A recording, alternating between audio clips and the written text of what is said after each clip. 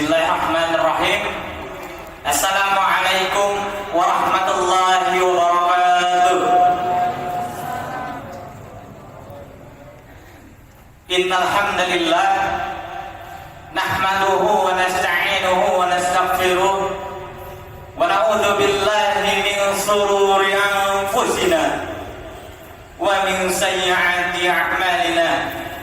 May yahdihillahu fala mudilla lahu wa may yudlilhu fala hadiya lahu.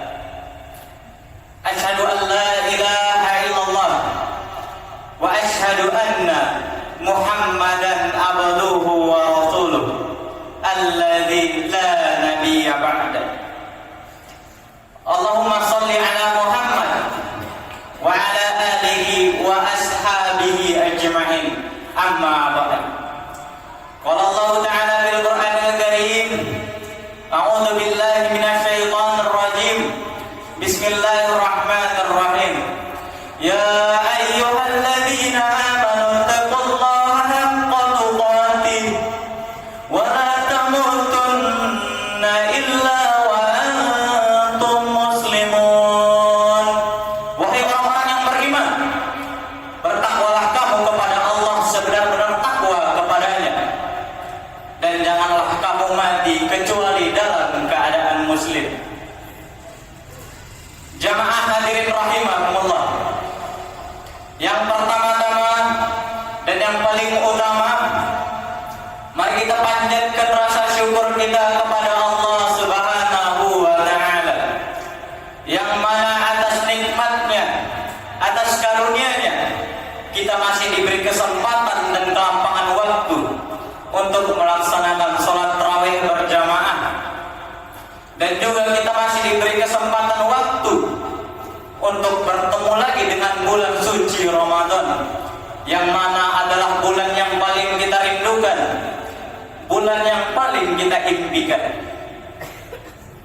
Dan marilah sama-sama kita tingkatkan rasa takwa kita kepada Allah Subhanahu wa Ta'ala sebagai bentuk rasa syukur kita kepada Allah atas segala nikmat-nikmatnya.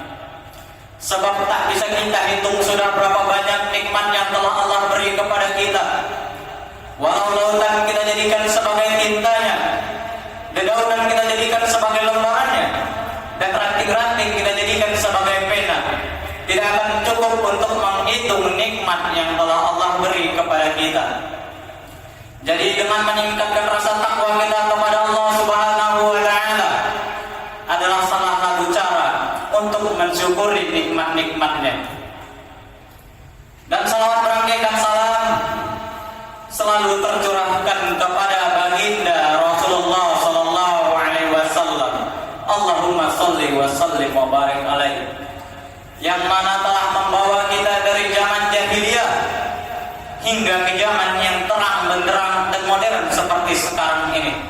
Dan semoga kita mendapat syafaatnya di yaumil akhir kelak nanti. Amin. Amin ya rabbal alamin. Ada pepatah mengatakan, tak kenal maka ta'aruf. Jadi sebelumnya izinkan saya memperkenalkan diri. Nama saya Marfuh Halman Lubis.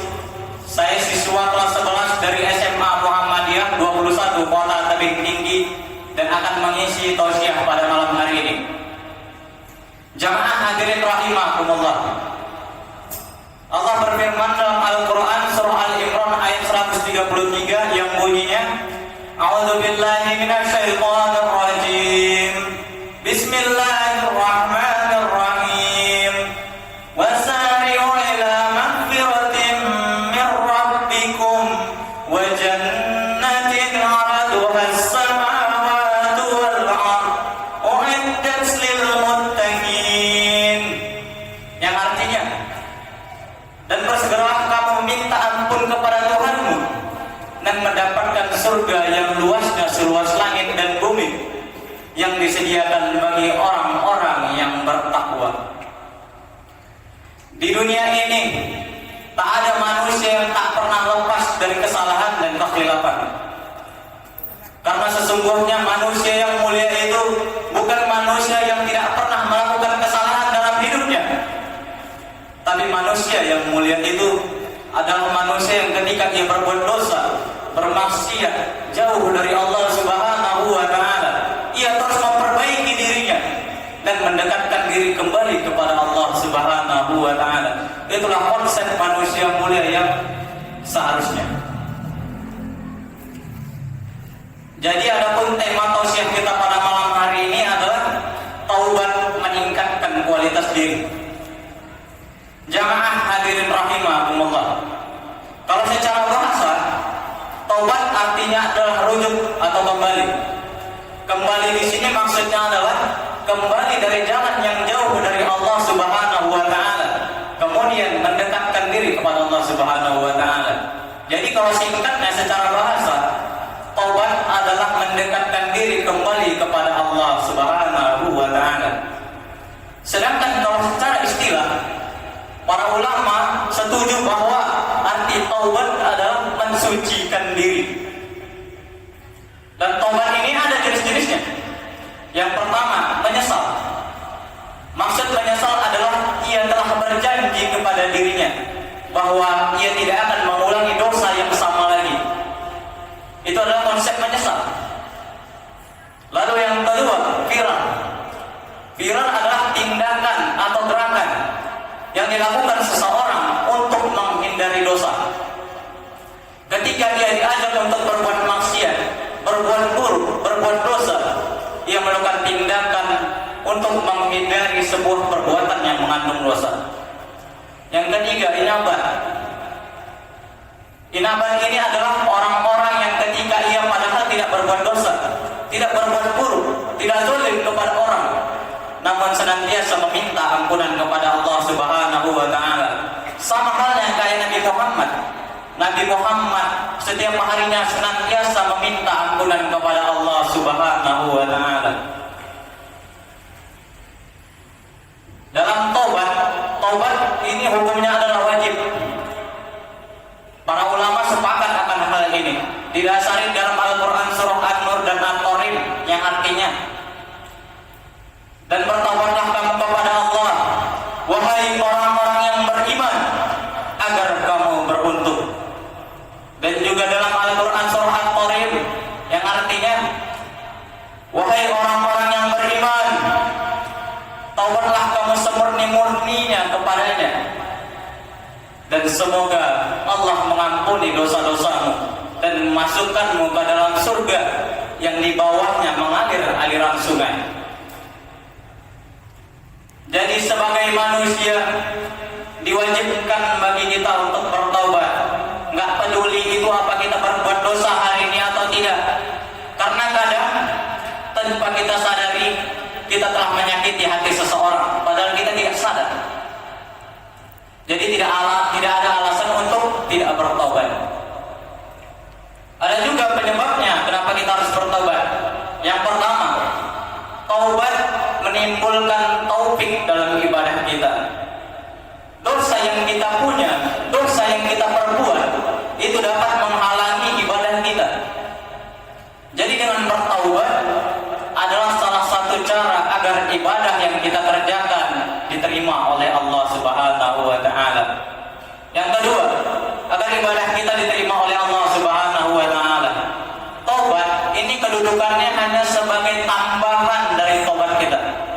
Jadi kita ibadah ketika bertobat itu hanyalah pembuktian bahwa kita benar-benar mendekatkan diri lagi kepada Allah Subhanahu wa taala.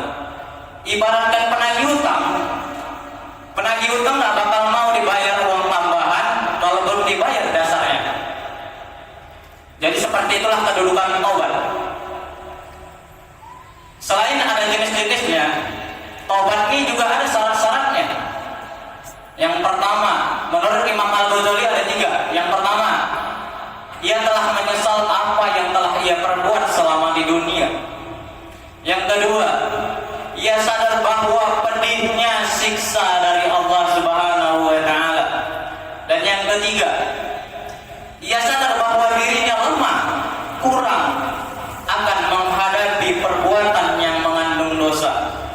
Jadi kalau mau tobat gak bisa sembarang tobat, ada syarat-syaratnya. Jamaah hadirin rahimakumullah, perlu kita ketahui bahwa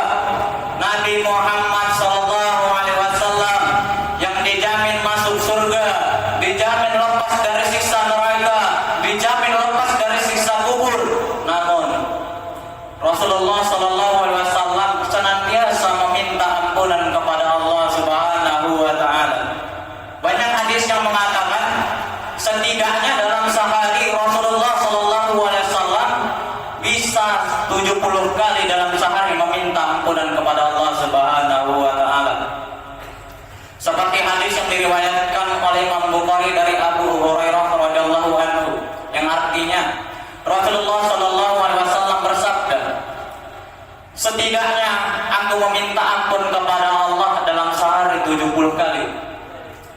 Dan ada hadis lain juga yang mengatakan seperti itu, yang artinya Rasulullah sallallahu alaihi wasallam bersabda, hai manusia, meminta ampunlah kepada Tuhan dan bertaubatlah kepadanya, karena sesungguhnya setidaknya aku meminta ampun kepadanya sebanyak 100 kali dalam sehari. Itu